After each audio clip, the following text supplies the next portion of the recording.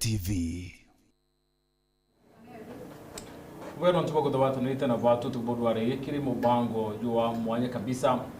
Rwari doni turara ru tuko bwayoro na tukubodware tukeda tuketa na bre na rwari ru na kiri utuko niturethire tukaria mantu igi pathways na mantu igi tracks na subject ira mwana abatire kwithira akiolelera kuthura ngwira kwenda kwithira filter. So utuko burware kiri mubango yo tukethira tukiolele selection kana utaribo subject ya mwana ere focus kana kwenda kuthura ngwira kwenda kwithira akiritira ndene ya uturo bwawe nyuma ya mutaratara yo kwithira ukiya yura yute kuntu kuraba kubobongwa niyo bari na kainya ka kwithira bakirungamira kithirutero wakili kithirutero warimu kithirutero engineer tuborware done rwari ro mwanya kabisa nitukuromba withire uri tayari kuthikira ni ata mono kwa batire kwithira kibangane kiri ubangane bo subject yawe rira kuthura career yawe kana pathway ya ngwira kwenda ndene yo turo bwawe na tuborware tuketha tukiaraniria kinya na munini wa governor ndene ya county ya Meru wakili Linda Kiome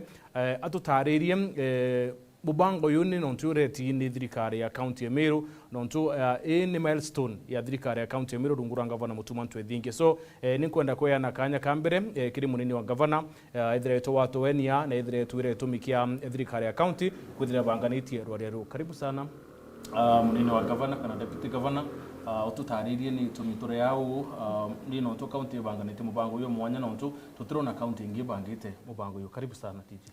Ibwega sana Anjokie Kanyaka gugukaribisha muciari muritwa na mwarimu baraba kuona gipindi giki gitayarishitwe na mubango jwa His Excellency Governor wetu Reverend Isaac Mutuma Ntwethingie uria wonete ana ba Meru County bena bata na kithomo kiao gikethra kina bata ndene ya kuchokia investment ndene ya county yetu na gavana wetu ona kwina bata muno atwetere mutaalamu wa mathomo wa kwija kueleithia aritwa arimu na aciari uria bakomba gutara subjects kana career path iri kabatetheria au mberene kwithira bari antu bara bakendikwa kumba gwita ngugi ciao au mbere. So inkubugwata ugeni bwethira bukimenya gipindi giki kireti nontu gavana wetu nendete twana muno na nakuona agwate aciari na arimu ndene county iji mbaru ikenda bomba gutetheria ana bao nikio nontu onete kwina maana muno kureta mutaalamu uju igitariria na arua ikenda bomba igutetheka ndene mubango juju. Ibwega sana. Thank you very much DG no tupo kuona kanya kuya at least kuenlighten ya Meru aitumike mubango yuru nguru wa thirikari ya county na mutegeri wona deputy governor tina batu au tepati ya rwareru endi nguya we specific yokari kuyotoni etumikia thirikari ya county kwithira ina mubango yu muno kiri kuenlighten aciari aritwa amona rimura mutaratara wa CB. So tukuborwa retwa focus agreement ya selection kana utaribo subjects kiri ana barabara green 9 kaiteneka na tukuborwa re we continue the discussion na one of our experts Mugo kama wakanyethira ai wengo akibidhi introduction yewe lakini birentathi the introduction ndina colleague rimweka anye kinyawe ethira haikethania na kinya kuwa kinyawe vitu mitatu ethira turiana on we are here on the same mission. Dennis, thank you so much Edu na kinyancho kiri deputy governor kanya nonto kana nkatho cha mwanya nonto bakwethira rena tunaro na kinya thirikari on the county ya Meru otora bori ke gutarirwa ntukwe na arua turendene gichunche getu ke birike kuthuja na kumenya mantu jege mubango jo mwaro jo kithomo jo CBE ogwa muciari mwarimu na nguruki ana bonde muthia jo mubango jotu ingwitike ukethirwa ukujukia gantu karaka ga gutethia nigenda tukire kithomo ndene county Meru na kinya ndene ya nthiguru yonde ya Kenya. Woni beta Dennis Mutuma Muthomi, karibu sana kiri mubango. Asante Dennis. Now we focus kiri bwana Mugo. Naomba ujitambulishe na kwanza kabisa niliuliza jana venye ulipata kujua utaalamu wa maneno na CBE. So nafasi ni yako. Asante sana, nashukuru sana Bwana Edu na Dennis. Pia ningependa kumshukuru gavana wa kaunti ya Meru Isaac Mutwethingie na pia Deputy Governor tuliye naye ndani ya studio usiku wa leo.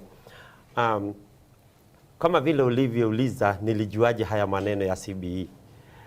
Wakati serikali iliamua kubadilisha kutoka mfumo wa 844 mpaka mfumo sasa wa CBC, walichukua wataalam ambapo waliitwa, wakati ule tulikuwa na nyumba inaitwa KIA, saa hizi inaitwa Kenya Institute of Curriculum Development, that is KICD. Na tulipofika pale, waziri aliyekuwa pale wakati ule alikuwa Dr. Fred Matiang'i. Alipotueleza wana nia ya kubadilisha, nilikuwa wa kwanza kumuuliza tunabadilisha kwa nini na tunabadilisha tuelekee wapi. Na hivyo mambo mengi yalitendeka, tukaketi, watu wengi sana wakaketi, ikawa inaendeleza. Kwa hivyo kutoka mwanzo CBC ilipoanza nilikuwa pale, nimeendelea nayo. Kwa hivyo nimeweza kuelewa hata inanuia kufanya nini na kufikisha watoto mpaka wapi. Nimekuwa nayo kama mwalimu wa darasa, mimi ni mwalimu, nimekuwa nao mwalimu wa darasa, nimeisoma, nimeifunza, na kwa hivyo ninaielewa inside out. Mtu anaweza jiuliza, kuna wale wanaweza kuwa hawaamini Mugo anajua ama ako na utaalamu. Umekuwa katika hii sekta na utaalamu wa miaka mingapi labda? Kwa CBC kuwa tangia ilipoanza mwaka wa 2017. Nimehudhuria warsha nyingi sana za mafunzo, ikawa pia nikahitimu kuwa mmoja wanaofunza. Lakini katika utaalamu wa elimu naweza kaa pengine mchanga, lakini mara yangu ya kwanza nilifunza secondary mwaka wa 1997. 1997 ndio nilikuwa mwalimu wa secondary. Nikaendelea mpaka hapa nilipo. Nikaenda nikiongeza masomo kidogo kidogo mpaka sasa nikafikia mahali nilipo. Kwa hivyo kwa utaalamu wa elimu nimekuwa nayo.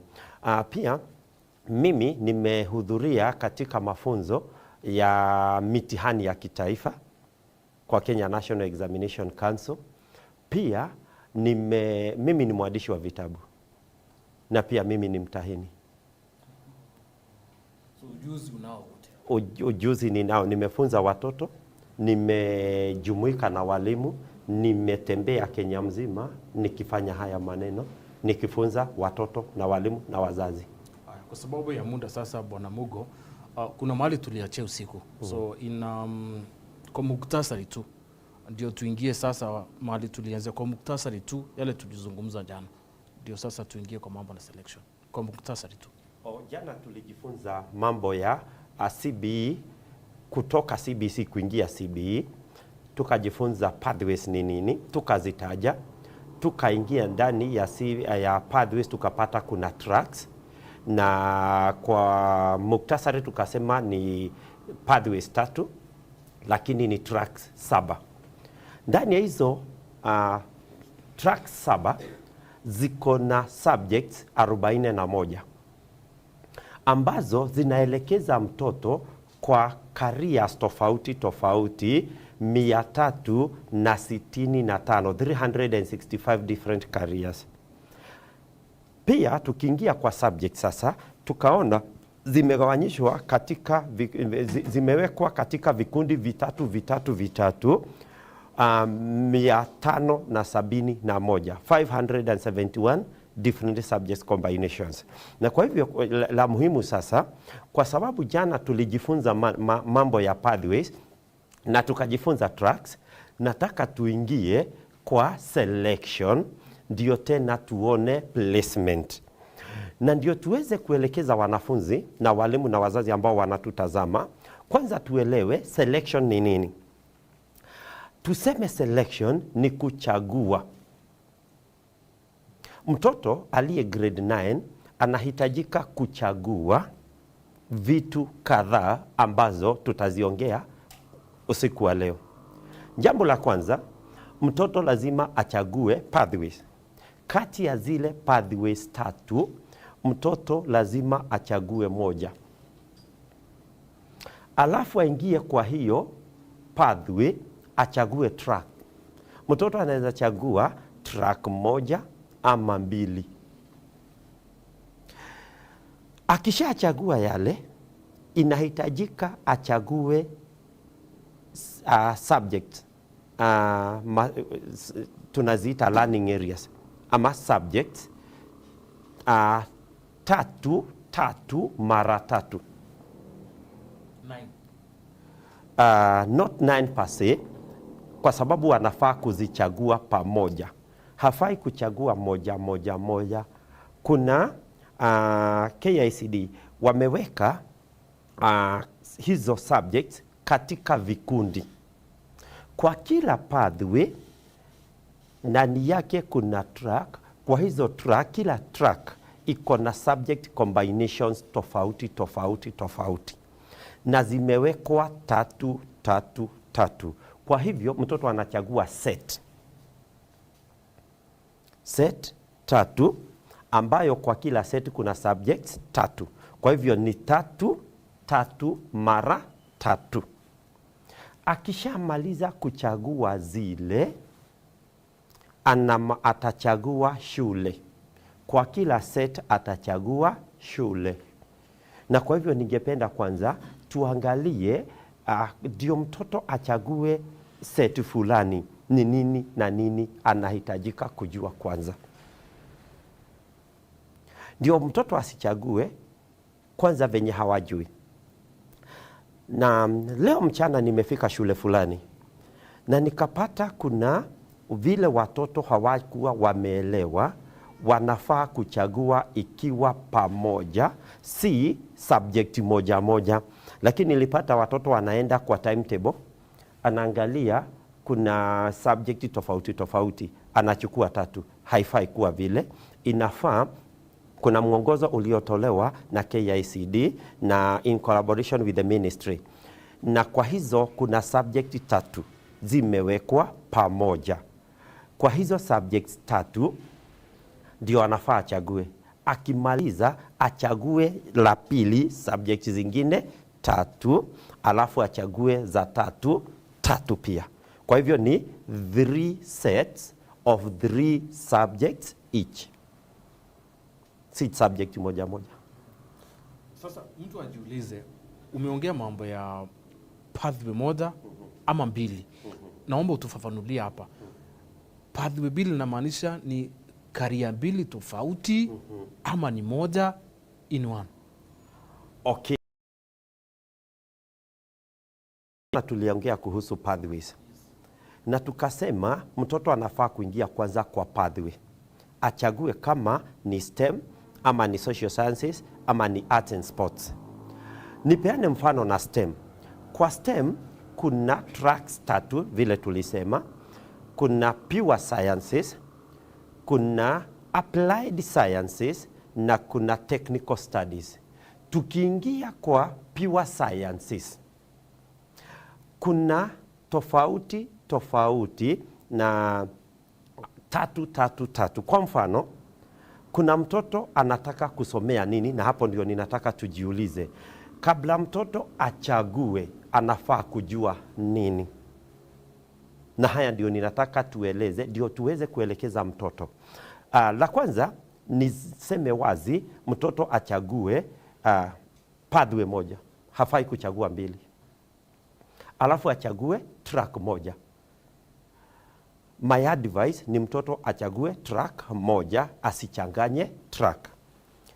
Ingawa inakubalika kuchagua track 2, lakini mwishowe wakati wa kuchagua shule kuna vile ina challenges.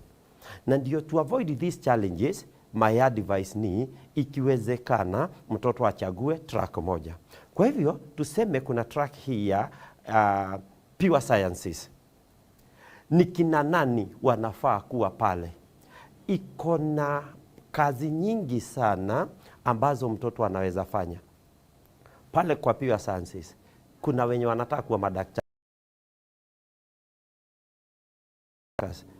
Kuna wale ambao wangependa kusomea mambo ya engineering, mambo ya computer, mambo ya electricity, yote iko pale kwa pure science. Pia utayapata kwa applied science na utayapata kwa technical studies. Mtoto anaweza taka kusomea computer na inapatikana kwa pure science, pia inapatikana kwa applied science na pia inapatikana kwa technical studies. Nirudi pale niulize mtoto, unafaa kujua nini unapochagua kabla hujachagua? Jambo la kwanza ni kitu tunaita interest. Mtoto mwenyewe anataka kuwa nani? Na jana nilisema tuachie mtoto achague area ambayo anapenda kabisa kulingana na uwezo wake. Mzazi kazi yake ni kumwelekeza na kumfafanulia. Kwa hivyo tukuwe na mtoto anataka kuwa nini. Kuna wenye wanataka kuwa madaktari, lawyers, wengine pilots, wengine hizo kazi zote. Edu ni kushtue kidogo, hakuna mtoto anapendaga kusomea kosi ya chini. Lakini ziko. Na kuna wenye ambao watasomea. Kwa hivyo pia, jambo la pili analofaa kujua kabla hajachagua, on top ya kuwa nataka kuwa mtu fulani, anafaa ajue uwezo wake darasani. That is what we call performance, academic strength. Imefikia wapi? Kwa sababu, mtoto akitaka kuwa daktari, na pengine marks zake ziko chini kidogo, hata tukimchagulia ile, hatafanikiwa. Kwa hivyo anafaa ajue uwezo wangu umenifikisha wapi. Jambo la tatu mtoto anafaa kuzingatia na kujua ni personality yake. Anaweza tamani kuwa mtu fulani na anaweza marks zimwezeshe, lakini akiingia kwa ile field ashindwe kufanya alilolichagua. Kwa hivyo ni vizuri hata watoto wajue personality yao. Kwa mfano, mtoto ambaye anataka kuwa daktari na amepita kimarks, hiyo ni interest na performance. Kuna jambo la tatu la muhimu sana, personality yake. Huyu mtoto pengine anaogopa damu, anaogopa sindano, hawezi penda kuona mili za watu ama maiti. Kweli huyo mtoto anaweza kuwa daktari? Ni nini kimemtoa? Ni personality. Kwa hivyo mtoto ajielewe yeye mwenyewe ni nani. Nyinyi ni watu wa media. Mtoto anaweza tamani kukua kwa TV, akuwe anataka kukua media. Jambo la kwanza, hata akipita marks na anataka, hiyo ni performance na interest. Jambo la tatu hatujazingatia ni gani? Ni personality. Huyu mtoto pengine, tuseme pengine kwa bahati mbaya, ana stama kidogo, ana kigugumizi kidogo, hayuko courageous pia kuingia wakati kuna mambo pengine. Waelewe media si kukaa tu kwa TV, kuna kuingia kwa machafuko, kuna kuingia kwa hali zingine ambazo zinashtua. Huyo mtoto ataweza, hiyo ni personality.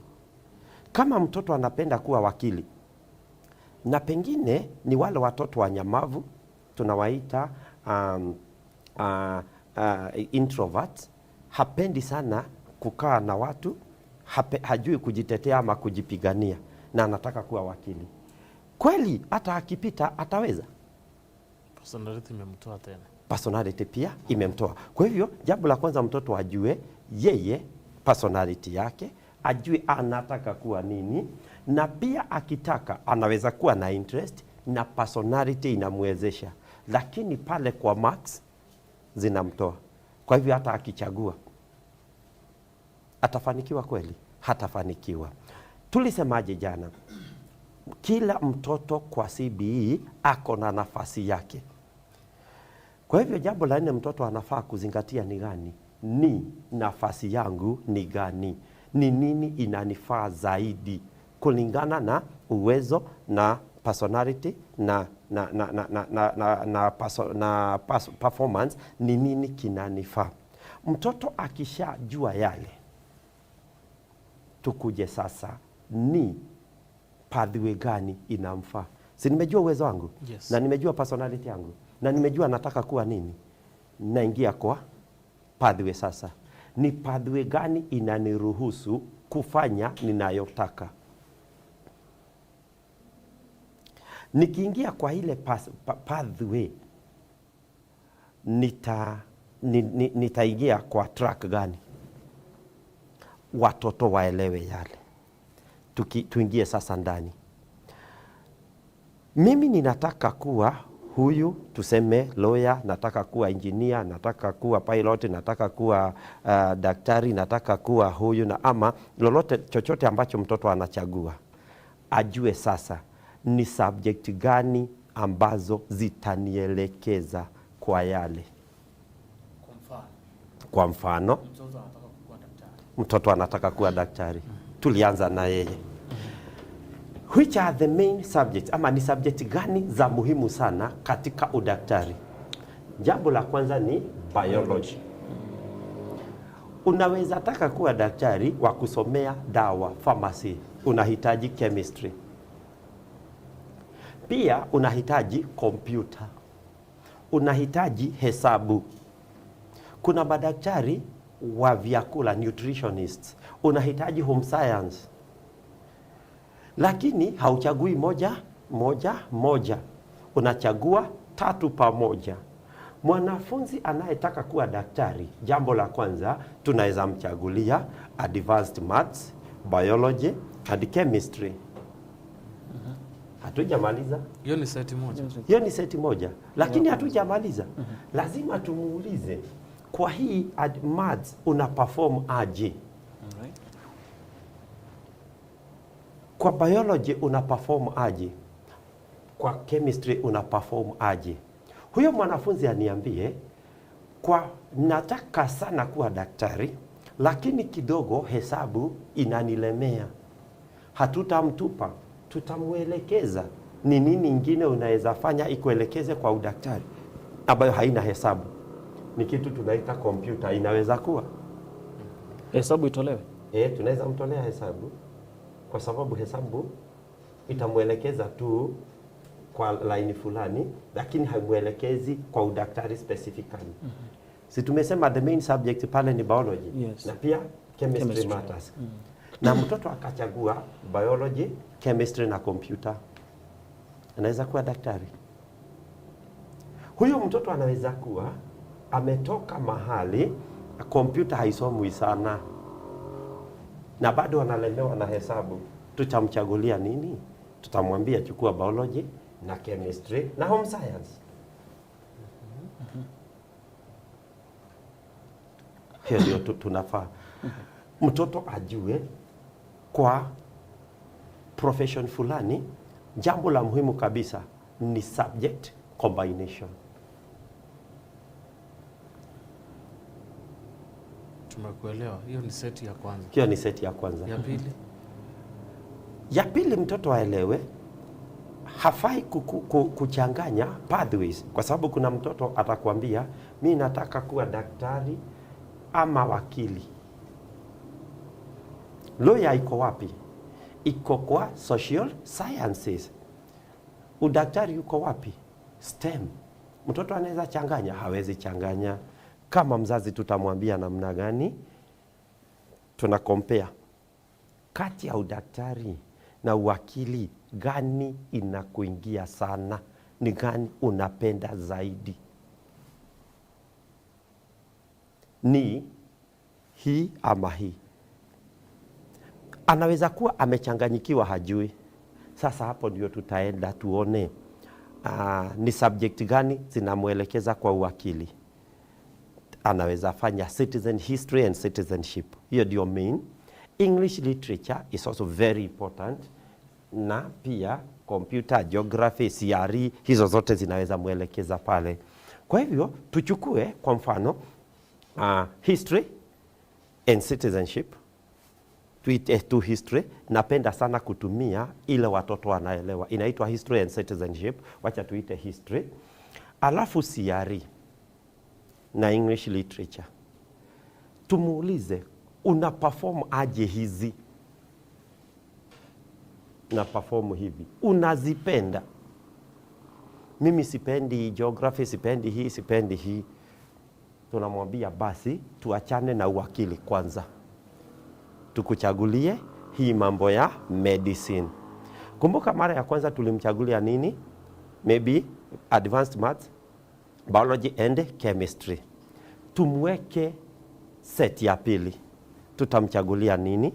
Sasa huyo mwanafunzi tumemwelekeza kwa udaktari. Sasa tutamchagulia nini? Tutamchagulia maybe biology. Sasa tutoe maths pale, tumweke biology, chemistry, computer. Kama hataelewana sana na computer, tunaweza mwekea biology, chemistry and home science. Those are pia zitamuelekeza pale. Kwa sababu kulingana na advice yangu, singependa watoto wapotee sana kutokana na their main interest na their strengths. Nataka niangalie mtoto anataka nini kabisa na ako strong wapi. Na nataka kuadvise wazazi wasichukue kila kitu. Kama vile nimekwambia, nimetangamana na watoto wengi sana. Napata mtoto anachagua maths, biology, chemistry, choice 2. Anachagua history, CRE, French. Unapata mwingine anachagua history, geography and Mandarin. Na hii Mandarin hajaielewa itamuelekeza wapi. Yani kwa hizo choices 3 ningeadvise wazazi zikaribiane. Kama mtoto anataka kuwa wakili kwa mfano, tumesema tumchagulie nini? History, CRE, literature. Tusije tukachagulia yule mtoto pengine geography, business, Mandarin. So unaona sasa imemtoa kwa mapenzi yake kwanza. Imemwelekeza tu kwa art. Kwa hivyo tumesema nini? Mtoto aelewe anataka nini, na jambo la pili ni subject gani ambazo zitamwelekeza pale. So udaktari tumemaliza. Kwa udaktari ni subject nyingi zinaweza mwelekeza, lakini nimesema main one ni biology, chemistry ama biology, maths. Kwa hivyo chochote kilicho na biology na chemistry ama biology na maths ama chemistry, biology zitamfaa. Daktari unahitaji seti ngapi? Nataka kusema hivi. Mtoto anafaa kuchagua seti 3. Na kila seti iko na subject 3. Nafikiri hapo tumeelewana. Hapo tumeelewana kabisa. Advice sasa, mtoto asichague seti 3 ambazo zimepoteana sana. Kupotea kutoka kwa nini? Kutoka kwa main interest ya mtoto. Yani mtoto asichukue kitu itamuelekeza kwa udaktari, ingine muelekeze kwa ufundi, ingine muelekeze kwa uwakili. Hiyo haitawezekana. Kwa sababu akija kuchagua shule itamsumbua. Tena sheria ni hawezi chagua pathways 2. Tuangalie yule mtoto tuone strength yake iko wapi. Kama iko kwa art subjects, geography, history, CRE, literature, tumuelekeze achague akiegemea strength yake. Tuseme kwa mfano, nikupe mfano mwingine, engineer. Mtoto anataka kuwa engineer. Anafaa kujua ni subject gani zitamuelekeza kwa engineering. Nazo ni gani? Ni major science subjects, kama anaweza fanya physics, anaweza fanya building construction, anaweza fanya electricity, anaweza fanya metalwork, anaweza fanya power mechanics. Kwa hivyo kama anataka kuwa engineer, tutamchagulia nini? Anataka kuwa civil engineer. civil engineer wanahusiana na ujenzi na nini na nini. Kwa hivyo huyo tunaweza mpatia nini? Hesabu, that is math, physics, building construction. Tunaweza mchagulia tena math, physics, electricity. Tunaweza mchagulia metalwork, general science and physics. Zote zitamwelekeza kwa engineering. Lakini tusichukue yule mtoto ambaye anataka kuwa engineer, tumchagulie tena biology, chemistry, home science. Si tumemtoa ako kwa STEM, lakini tumemtoa kwa mapenzi yake, tumemwingisha line nyingine. Na ndio nina insist watoto waelekezwe wajue subject combinations ambazo zitawaelekeza.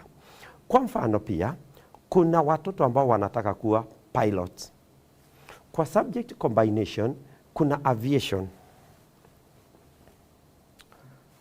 Aviation purely ndio inadeal na mambo ya ndege. Lakini ukiingia kwa school selection unapata haina mashule. Iko na mashule machache sana, na unapata hiyo aviation kwa ranks zinaitwa C1, C2, C3, C4. Kwa C2, C3 na C4 hakuna. Kwa hivyo mtoto akichagua ile inamwekea yellow, kumaanisha kuna gaps hajajaza. Kwa hivyo huyo mtoto ambaye anataka kuwa pilot tutamwelekeza nini? Na pale kuna challenge.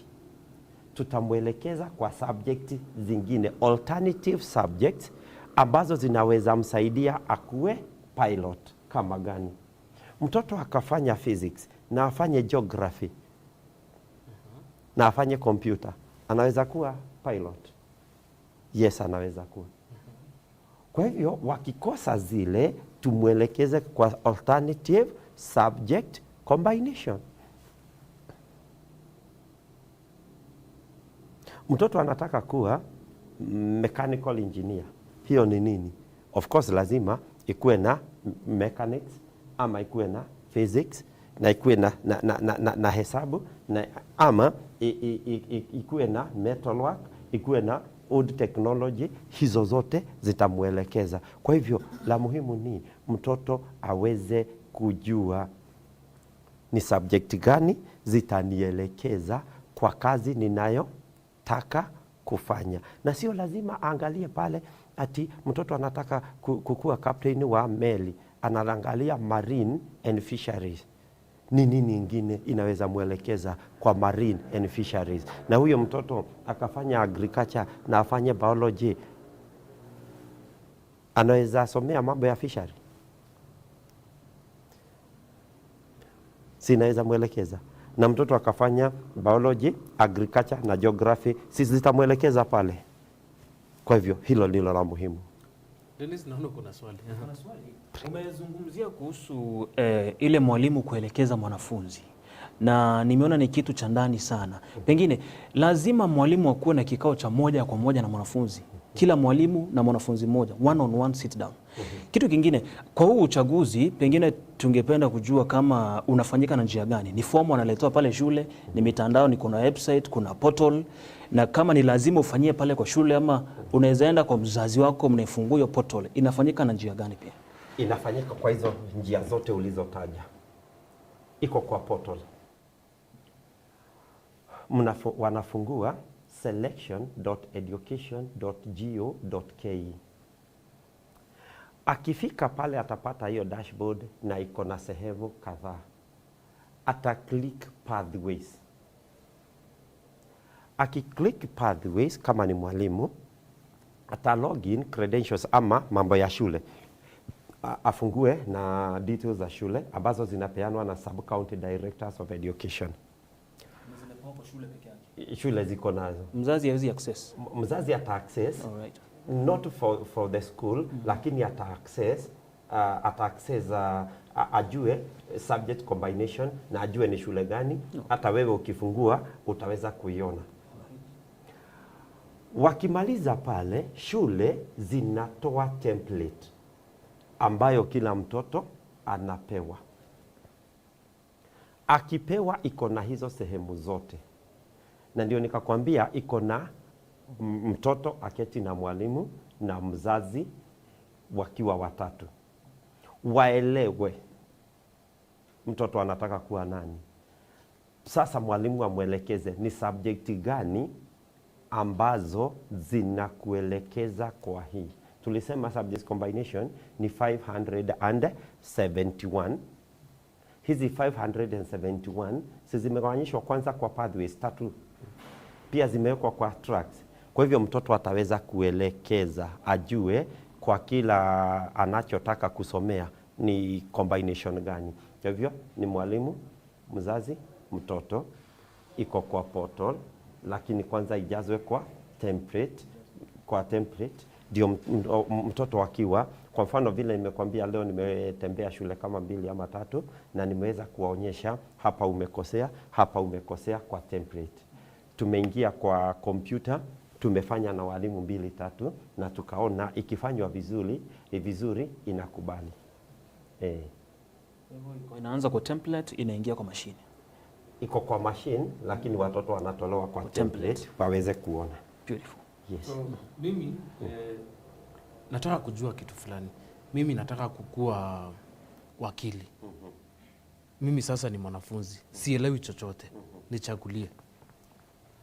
Kwa wakili, jambo la kwanza tunataka tujue ni subject gani ambazo zinaweza kukuelekeza kuwa wakili. Na tukasema main subject pale ni history and citizenship. Ingine ya umuhimu sana ni literature in English ama fasihi ya Kiswahili. Kwa hivyo tutaingia kwa pathway inaitwa social sciences. Kwa social sciences tutaingia kwa track inaitwa humanity. Kwa humanity tutaangalia tuweze kuona, na nafikiria Dennis maybe unaweza, sijui kama tunaweza project tuweze kuonyesha wazazi vile iko, lakini tunapofanya vile tumeingia kwa pathway social sciences, track humanities. Twende kwa subject combination. Tutaangalia ya kwanza iliyo na history, iko na literature na nini ingine. Pale kuna subject ina history, CRE na literature. Pia kuna history, CRE na fasihi ya Kiswahili. Kuna history, geography and literature. Sasa umeona mtoto akona set za kuchagua, kwa sababu si lazima afanye history and citizenship. Major subject ni literature in English ama fasihi ya Kiswahili. Lakini kulingana na sheria nyingi za Kenya zinaandikwa kwa lugha gani? The main mode of instruction in our schools is English. Kwa hivyo mtoto aliye mzuri kwa Kiingereza nitamuadvise achukue history, CRE, literature in English. Lakini pia fasihi ya Kiswahili itamuelekeza pale. Jambo la pili, anaweza chagua citizenship, geography and literature. Pia kuna citizenship, CRE, Mandarin or Germany. Lakini sasa kufunzwa zile kwa lugha ya Kijerumani, tukiingia kwa shule ni ngapi? Ni chache. Kwa hivyo kama shule ni chache, huyu mtoto anafanya nini? Anajipunguzia chances za kuingia shule ambayo anataka, kwa sababu itakuwa na a lot of competition. Kwa hivyo huyo mtoto na muadvise nini? Ikiwezekana achukue history, CRE, literature, history, geography, literature, history, literature, business. Yale yote yatamuelekeza pale. Tumechagua, hatujamaliza. Tunaenda sehemu ya tunakuchagulia history, tunakuchagulia geography, tunakuchagulia business. Tutauliza mtoto, kati ya hizi subject 3, 4 ama 5 ambazo zinakuelekeza kwa huo uwakili, which are your strongest? Ni gani unafanya vizuri zaidi?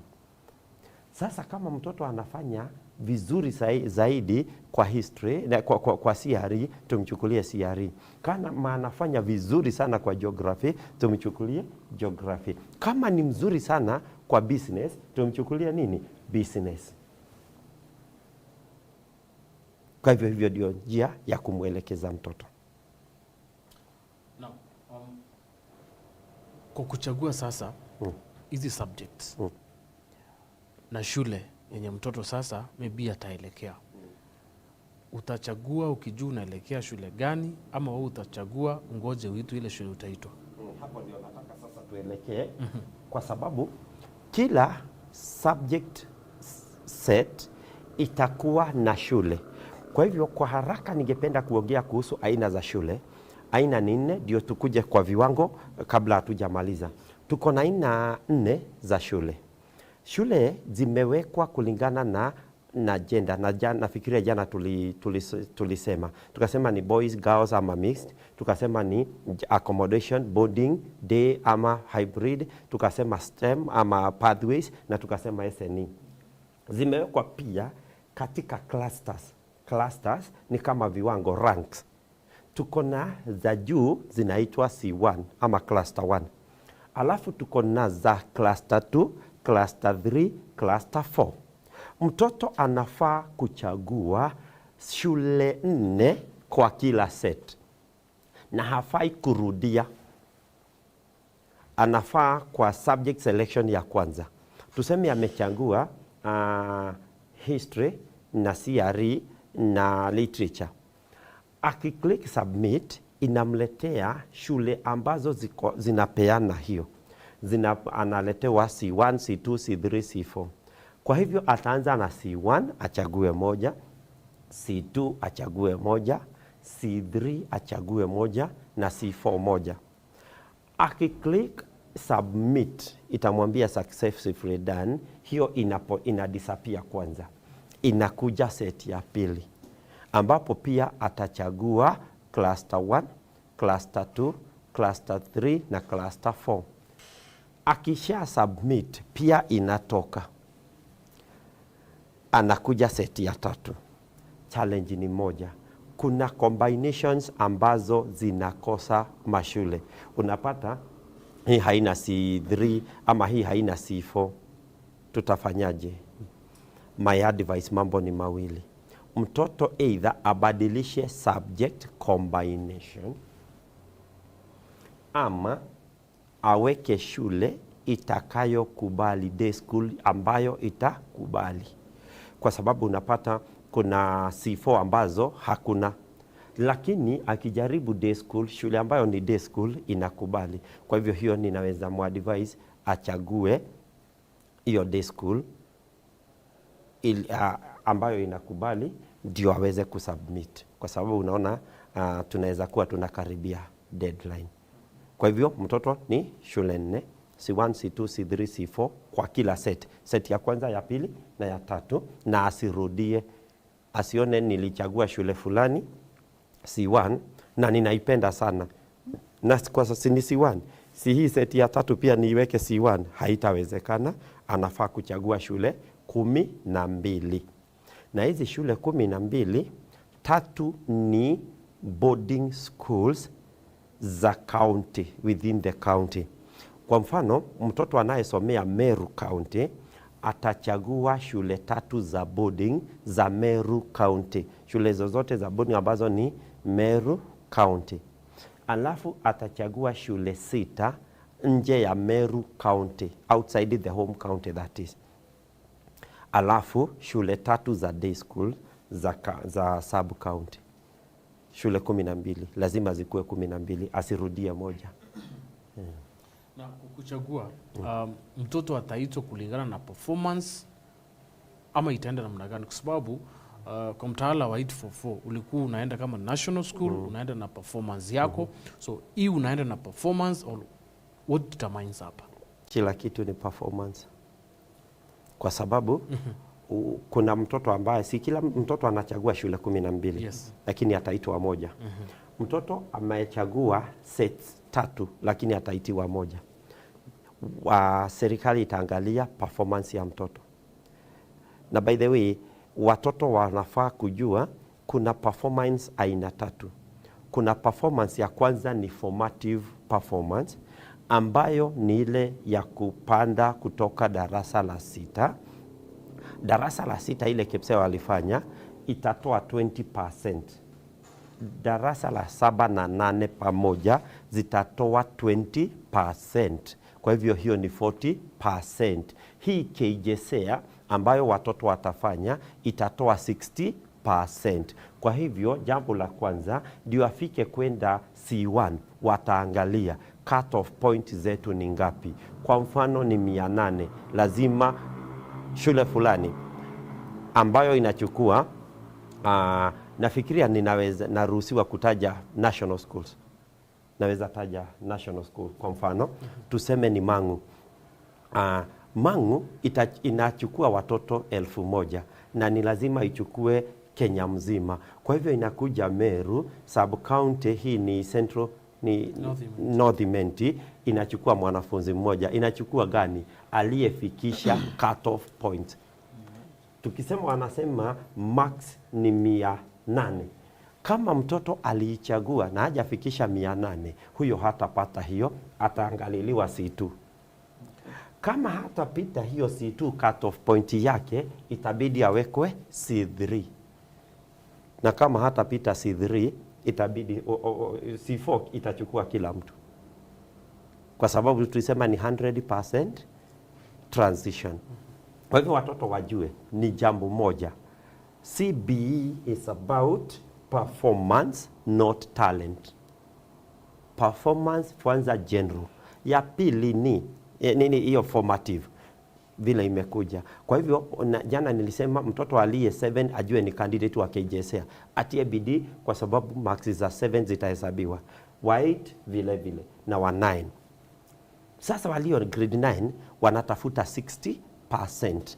Na hii 60% ni ya huo mtihani ambao watafanya pamoja na projects. Kwa sababu kwa art, kwa agriculture, kwa pre-technical studies watafanya both theory na project. Kwa hivyo watie bidii katika kila kitu. Kwa hivyo tunapo wa advise leo kutoka sasa, wakichagua wasiende kulala na wasifikiri wako na talent, wasome.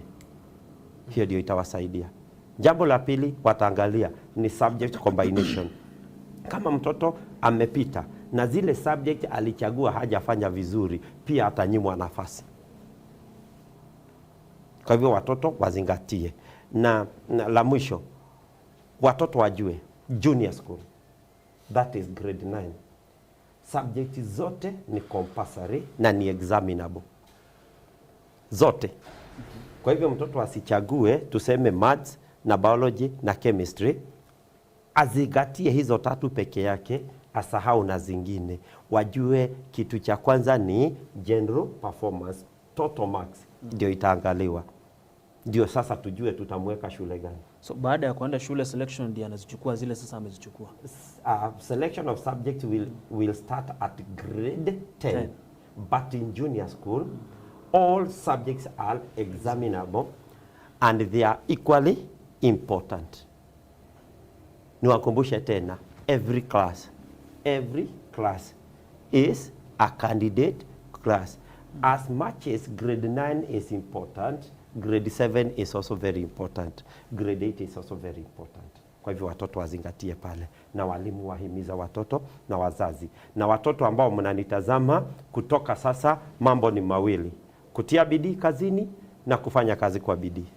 So niko C1, mwingine ako 4. Na sote tunataka kukua madaktari. Level yetu itakuwa kiwango kimoja. Wewe unaonaje?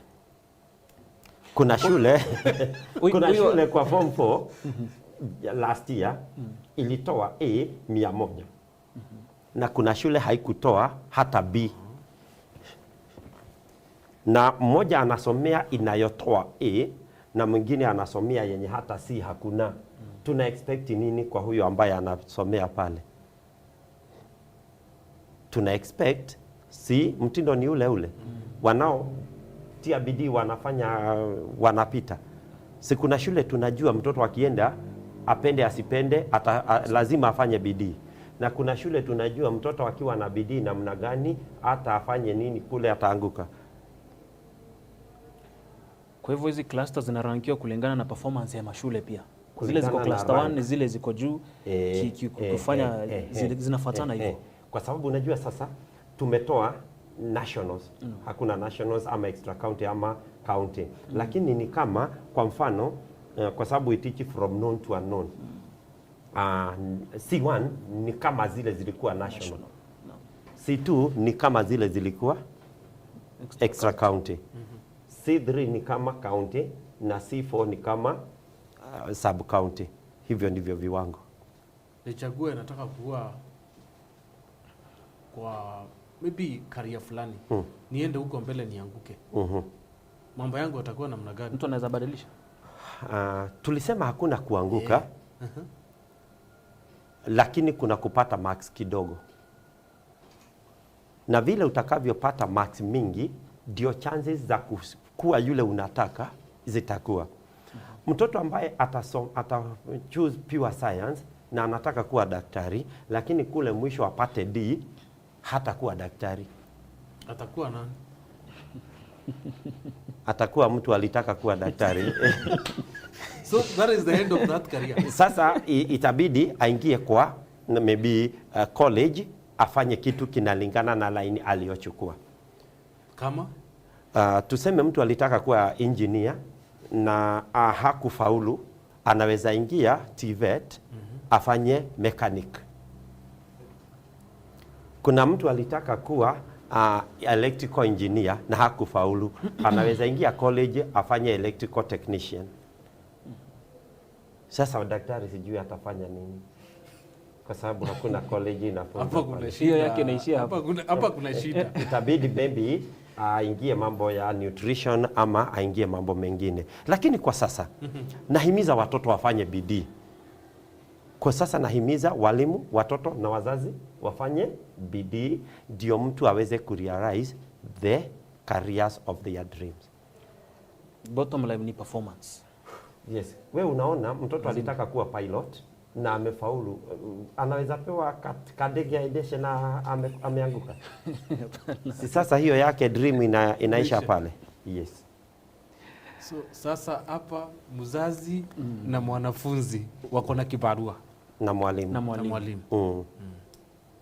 Wafanye vile. Kuna baadhi ya wazazi wanaweza force. Unajua hapo kitambo tulikuwa tunaona kuna wanafunzi walikuwa mzazi anamchagulia kosi. Pale mbele unapata mtu anafanya kosi ambayo haitaki lakini ni kwa sababu ya mzazi. Pengine masuala kama haya yanaweza chukuliwa namna gani? Mwalimu ako na lile jukumu la yeye mwenyewe kwa sababu anajua mtoto ku make decision bila huyo mzazi. Ni kama jiko la mawe tatu. Kila jiwe liko na maana yake na umuhimu wake. Lazima mwalimu aweze kuelewa mtoto nguvu zake ama strength zake ziko wapi.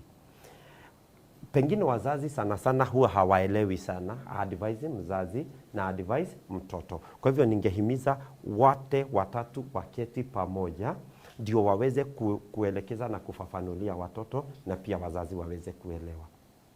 Na ndio ninasema warsha kama hii ama kikao hiki ni cha muhimu sana, na najua Dennis na Edwin tukitoka hapa najua Wameru watakuwa wamesaidika, courtesy of Governor Isaac Mutuma. Sasa kwa sababu ya muda, mimi sina mambo mengi. Nataka uongee sasa wewe kama mzazi, uongee na mwalimu, uongee na mwanafunzi, kwa sababu sasa CBE haina reverse. You advice. Kwanza na washukuru walimu kwa kazi nzuri wanayofanya, na ningewahimiza waweze kuelekeza watoto na wajue hawa watoto wako mikononi mwao. Naweza sema kwa Biblia inasema katika kitabu cha Yeremia 29 mstari wa 5 linasema, jengeni nyumba mkaishi ndani yake, pandeni bustani mkale matunda yake. Kwa kila aliye na mamlaka juu ya yule mtoto, anajenga nyumba na ataishi mwenyewe, anapanda na atakula mwenyewe. Nasema atakayepanda pilipili ataikula mwenyewe, atakayepanda miwa atakula mwenyewe, atakayejenga nyumba ya mawe ataishi mwenyewe, na atakayejenga ya karatasi ataishi mwenyewe, na pia yule ambaye hatajenga ataishi nje peke yake. Kwa hivyo kila mtu afanye sehemu yake na ifanye inavyostahili. Mwalimu atekeleze jukumu lake na ajue yule mtoto atachagua kulingana na bidii ya mwalimu. Walimu ambao wanafunza kwa njia inayofaa, walimu ambao wanajitolea sana sana, watoto huegemea kwa subject zao na zitakuwa muhimu sana kwa kuchagua. Naye mzazi ahakikishe ameongoza mtoto na amempea vifaa vinavyostahili. Naye mtoto afanye bidii, kwa sababu bidii yake ndio itamuelekeza. Na watoto ambao pengine wako na marks kidogo, kupita kwa mtoto aliye na marks 200 ni kufikisha hata 220 to 30. Mwenye aliye na 700 kupita ni afikishe 701 702 huko juu. Kwa hivyo kila mtu afanye bidii na afanye sehemu yake, kwa sababu kila mtu akifanya inavyostahili sote tutafanikiwa. Asante. Dennis, sign out. Yes, mimi sina mengi, ni kushukuru sana Bwana Mugo kwa kuja kaunti ya Meru na kuweza kujulisha wakazi wa kaunti masuala yote kuhusiana na CBE, na pia kushukuru sana gavana wa kaunti ya Meru kwa hii fursa. Thank you so much to my colleague too kwa hiki kikao, na mimi nasema kwamba kitu kimebaki ni wewe mzazi, mwanafunzi na pia mwalimu uweze kufuatilia haya masuala yote, tuweze kukuza masomo katika kaunti na katika nchi nzima ya Kenya. Shukrani. Asante sana. Na pia Yes. niwaambie kama nilivyosema, niko na vitabu. Kuna kitabu cha practicals ambacho kinaweza ongoza watoto vizuri sana kwa practicals za science na pre-technical studies. Na pia kwa niaba ya walimu wote wa Meru, napenda kushukuru Kepsha Leadership under Mr. Kirago, pia nao wamechangia na wamehimiza. Labda ninaweza peana kwa wale ambao wangependa kuuliza swali ama kuelekezwa, naweza wapea namba zangu. Ni 0720 279 500. Narudia 0720 279 500. Na washukuru nyote. Boa sana mutegeri wa Weru TV na zobo kwa watanirita na batu tukubodwari kiukari ikaroke mwanya ikaroke kuritana Kenya barani mwarimu muritwa na Kenya mutiari mantuigi mutaratara yo CBE na kuma kiri mutaalamu kurike kubwa okinya mwisho ara wethero kiwakiri pathwiro tarite na kariero kwenda yukethira maybe yue muthia yuo kiroto kiaku na ngwa kaurenjire ngiro kethira kibanga kwa aciari aritwa na kinyarimu bwina kibarawa kiutira na ba kiri mutarata yu ne bakwethira bakibanga boboya kenda batike kuthira bakithukia uturo bo kiri county ya Meru. Asante sana na tubo kubanga ni mutarata yu ya rungurwa gavana Mutuma Ntwethinge na kuona Meru na Kenya barabo ndeba utona ne bakwethira bakiritanwa kenda aciari na aritobethira bakimenya mantu ya igi mutarata yu mweru URCB mwankaru renge tuketha tukiwatendera aita na mbere kurumbira mibango engi ya Weru TV betawa mutambiadwa.